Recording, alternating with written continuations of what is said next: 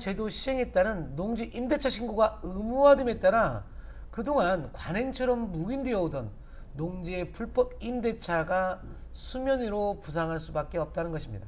안녕하세요. 공인중개사 전주부동산 닥터입니다.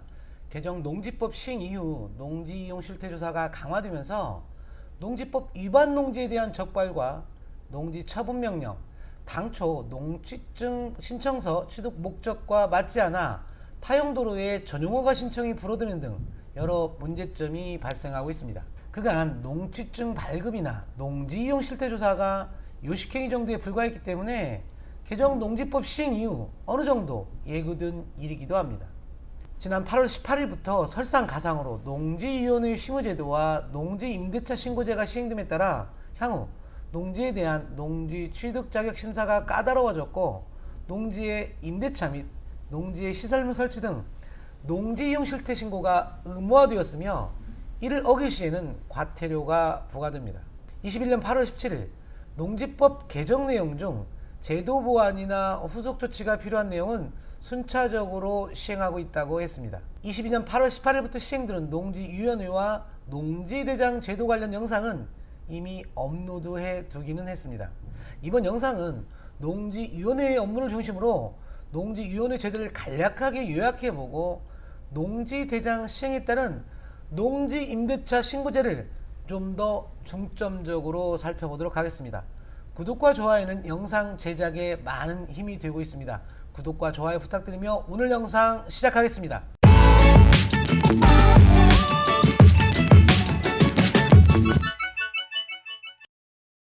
(8월 18일부터) 시행되는 개정 농지법의 주요 내용은 농지위원회 제도와 농지대장 전환에 따른 농지임대차 신고제입니다. 먼저 농지대장 시행에 따른 농지임대차 신고제 관련 내용을 살펴보도록 하겠습니다.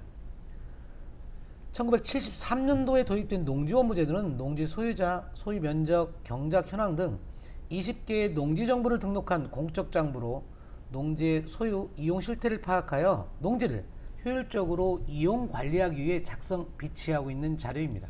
농지대장 시행에 따른 농지임대차 신고제 관련 내용을 살펴볼 텐데요. 21년 8월 17일 농지법 개정 이후 제도 보완이나 후속 조치 마련이 필요한 부분은 그 시행 시기를 5월 18일과 8월 18일 순차적으로 시행하고 있습니다.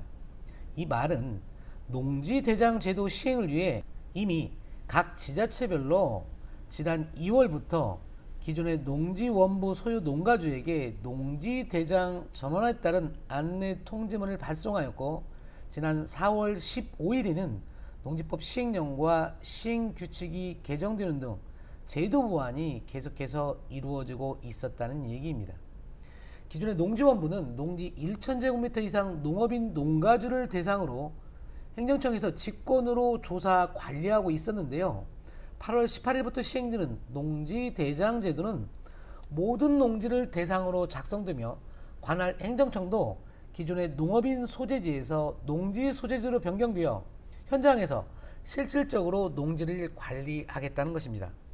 무엇보다 농지 임대차 계약 체결이나 농지에 시설물을 설치하는 등 농지 이용정보 변경 시에 농지대장 변경 신고가 농지 소유자의 의무로 변경되었습니다.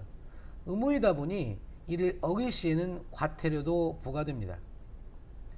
농지대장 변경 신청 내용을 들여다보면 농지법 제49조의 이 농지 소유자 또는 임차인은 다음 각 호의 사유가 발생하는 경우 그 변경 사유가 발생한 날로부터 60일 이내에 시구읍면의 장에게 농지대장의 변경을 신청해야 한다 라고 의무로 규정하면서 농지 임대차 계약과 사용대차 계약이 체결, 변경 또는 해제되는 경우, 농지의 계량시설과 농산물 생산시설을 설치하는 경우 등, 즉 농막, 축사, 고정식 온실, 버섯재배사나 수로 제방 등을 설치하는 경우에도 농지대장 변경 신청을 의무적으로 해야 한다는 것입니다.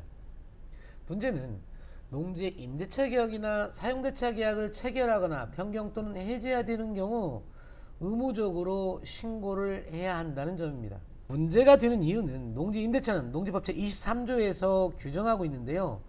모든 농지에 관해 임대차를 허용하고 있는 것이 아니기 때문입니다. 결국 농지법 제23조에서 규정하고 있는 농지 임대차 이외에 임대차를 하게 되면 농지법 위반이라는 것입니다. 그동안은 관행처럼 묵인되어 오던 농지의 불법 임대차가 제도권으로 끌려 나올 수밖에 없는 것입니다. 물론 농지 이용 정보 변경 신청 대상은 올해 8월 18일부터 체결한 임대차 계약이나 설치하는 시설물인데요. 시기적으로 다소 차이만 있을 뿐 결국에는 수면 위로 부상할 수밖에 없다는 것입니다. 다음은 농지대장 변경 시 첨부해야 할 서류는 농지 임대차 계약서나 사용대차 계약서, 시설 건축물 대장이나 사진 등 사실관계를 입증할 수 있는 서류를 첨부해서 변경 신청을 해야 합니다. 농지대장 변경 사유가 발생하였으나 변경 신청을 하지 않거나 거짓으로 신청한 경우에는 그 위반 횟수에 따라 100만원에서 최고 500만원의 과태료를 부과받게 됩니다. 이어서 농지위원회 제도 관련 내용을 살펴보겠습니다. 농지위원회 제도 관련 우리가 관심있게 살펴볼 내용은 농지위원회의 농지 취득 자격증명 심의 대상 농지입니다. 농지위원회 업무 내용을 요약해보면 상속농지 등 일부 특수한 경우를 제외하고는 농지를 취득하기 위해서는 반드시 농지 취득 자격 증명서를 발급받아야 합니다. 그동안 농지 취득 자격 증명 심사와 발급은 각 지자체 담당 공무원이 업무를 수행하고 있었는데요. 인력 부족과 전문성 교류로 농지청 발급이 요식행위에 불과했던 것이 사실입니다. 지자체 공무원이 농지 취득 자격을 심사하는 현 체계를 보완하고 내실 있는 농지 취득 자격 심사를 위해 시, 구, 읍면에 지역 농업인이나 전문가 등 10명에서 20명 내외로 농지위원회를 구성해서 농지 취득 자격 증명 심사에 관한 사항, 농지 전용 허가를 받은 농지의 목적 사업 추진 상황, 농지 소유 등에 관한 조사에 참여하겠다라는 것입니다.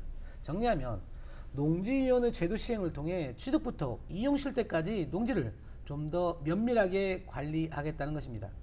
여기서 우리가 눈여겨보아야 할 부분이 농지위원회의 심의대상 농지는 무엇인가입니다. 농지위원회의 심의대상 농지는 토지거래 허가 구역에 있는 농지를 취득하는 경우, 1필지 농지를 3인 이상이 공유 지분으로 취득하는 경우, 실무에서는 편의상 부재주 농지라고 하는데요. 농지 소재지 시군구 또는 연접한 시군구 내에 거주하지 않으면서 그 관할 시군구에 소재한 농지를 처음으로 취득하는 경우에는 농지위원회의 심의를 받아야 한다는 것입니다. 또한 농업법인과 외국인, 외국 국적 동포가 농지를 취득하는 경우에는 농지위원회의 심의를 받아야 하는데요. 신청 후 14일 이내에 농지 취득 자격 증명을 발급받을 수 있습니다.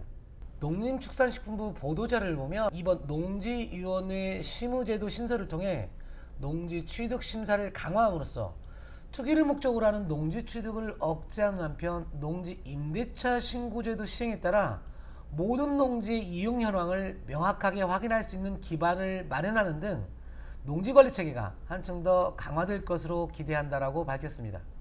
이를 실무적인 관점에서 보면 앞서도 잠시 언급했지만 문제는 농지대장 제도 시행에 따른 농지 임대차 신고가 의무화됨에 따라 그동안 관행처럼 묵인되어 오던 농지의 불법 임대차가 수면 위로 부상할 수밖에 없다는 것입니다. 물론 22년 8월 18일부터 신규로 체결하는 농지 임대차부터 의무 신고 대상이고 과태료 부과 대상이긴 합니다만 향후 건축물 대장처럼 면적에 관계없이 모든 농지를 대상으로 농지대장을 작성하기 때문에 결국에는 시차만 있을 뿐 모든 농지의 이용 실태가 명확해질 수밖에 없다는 것입니다.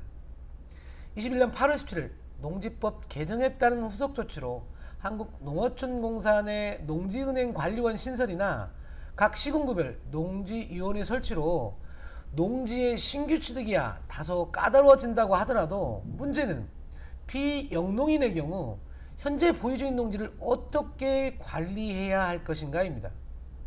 농지법 관련 영상을 업로드하면서 제가 수차례 강조했던 것은 개정 농지법 내용도 중요하지만 기존 농지법에서 규정하고 있는 농지법 제6조의 농지소유 제한이나 제7조의 농지소유 상한, 무엇보다 농지법 제23조에서 규정하고 있는 농지 임대차를 명확하게 이해하고 현명하게 대처해야 한다고 했습니다. 농지법에서 규정하고 있는 농업인의 자격이 그렇게 까다로운 것도 아닙니다. 농지 관련 영상은 본 채널에 이미 다 업로드되어 있기 때문에 참고하시길 바라고요. 정말로 향후 잘 알고 현명하게 대처해야 할 것입니다. 여러분의 슬기로운 부동산 투자 생활을 응원하겠습니다. 끝까지 시청해 주셔서 감사합니다.